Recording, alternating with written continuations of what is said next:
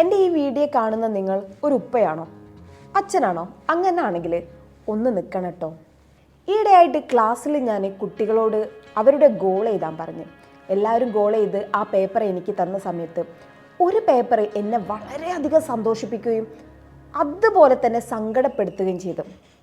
ആ പേപ്പർ നോക്കിയ സമയത്ത് ആ പേപ്പറിൽ 11 വേർഡ്സ് എഴുതി. 11 വേർഡ്സും മദർ, ഉമ്മ ഉമ്മ ഉമ്മ ഉമ്മ എന്ന് മാത്രമേ ഉള്ളായിരുന്നു. എനിക്ക് പഠിച്ച് വലുതായിട്ട് പുതിയ കാറ് വാങ്ങണം എന്നല്ല, എൻ്റെ ഉമ്മക്കൊരു കാറ് വാങ്ങിക്കൊടുക്കണം, എൻ്റെ ഉമ്മക്കൊരു പുതിയ വീട് വാങ്ങിക്കൊടുക്കണം, എൻ്റെ ഉമ്മനെ ട്രാവൽ ചെയ്യിപ്പിക്കണം, എൻ്റെ ഉമ്മക്ക് ഇഷ്ടപ്പെട്ടതൊക്കെ വാങ്ങിക്കൊടുക്കണം, എൻ്റെ ഉമ്മൻ്റെ സന്തോഷിപ്പിക്കണം. ഇത് മാത്രമേ കുട്ടി 12 വേർഡ് എഴുതിയിട്ടുള്ളൂ. ആ ഉമ്മ എന്ന വേർഡ് കണ്ടപ്പോണ്ടല്ലോ, സത്യം പറഞ്ഞാൽ ഇതാ രോമപ്പോഴും എനിക്ക് അത്രയും ഹാപ്പിയായി. ആ കുട്ടിയുടെ മനസ്സിൽ അത്രക്കും ഉമ്മയും മകനും തമ്മിൽ അത്രക്കും അറ്റാച്ച് ഉണ്ട് എന്ന് എനിക്ക് മനസ്സിലായി. പക്ഷേ അതേ സമയത്ത് എനിക്ക് സങ്കടം വന്നത് അതിലൊരു വേർഡ് പോലും ഉപ്പ എന്നുള്ളൊരു വേർഡില്ല. ആ കുട്ടിയെ ഞാൻ വിളിച്ചു, എൻ്റെ അടുത്ത് വിളിച്ചിട്ട് ഞാൻ ചോദിച്ചു, മോനെ ഉപ്പ എവിടെയാണ് എന്ന്. ഉപ്പ അത് അങ്ങാടിയിലുണ്ട്. അപ്പം ഞാൻ ചോദിച്ചു, ഉപ്പൻ്റെ പണി എന്താണെന്ന്. ഉപ്പ ഡ്രൈവറാണ്. ഉപ്പ എന്താ മോനോട് പറയല്?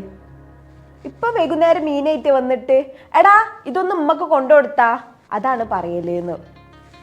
എന്നും ഡെയിലി വൈകുന്നേരം മീനും കൊണ്ടുകൊടുത്ത് കുട്ടീനോട് ഇത് മാത്രമേ സംസാരിക്കലുള്ളൂ.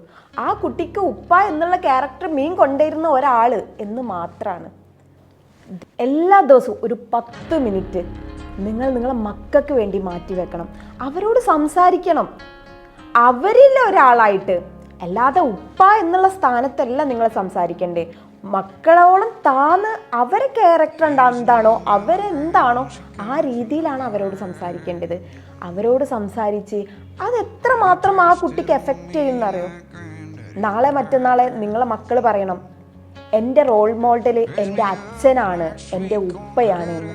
അതുപോലെ പറ്റുമെങ്കിൽ നിങ്ങളൊന്ന് സമയം കണ്ടെത്തണം.